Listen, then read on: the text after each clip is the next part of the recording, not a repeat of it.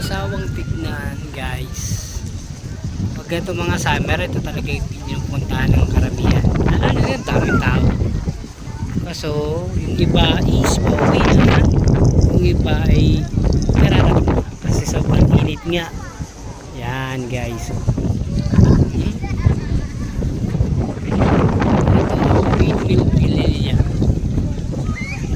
Sarap pumunta dito guys, sobrang lakas ng hangin. Hindi naman sobra, malakas lang.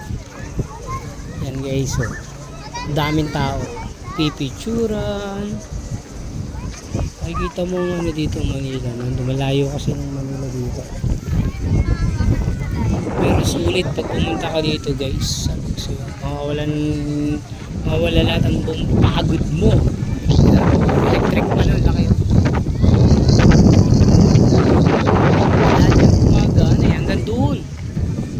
Hanggang dun guys. Yan. Meron din doon. Ito ay pa Laguna na. Sa Laguna na ata area yan. O dito pa rin.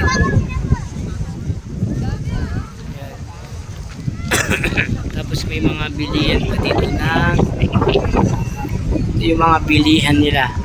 Mga souvenir.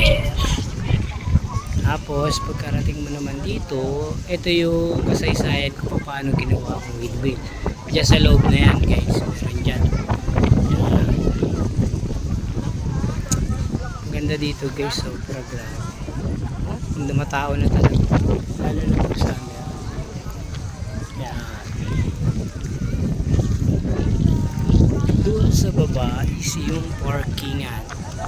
Ayan, parkingan po yan. Doon sa baba, parkingan area. Ayun. Ayan. Nandito na lang guys. So, susunod ulit natin ng mini vlog. Pagkatapos sa inyo kung ano yung mga pasyalan sa bayan ng Rizal. Ay, sa bayan. Sa lalawigan ng Rizal. Bayan tuloy. Sorry. And bye-bye.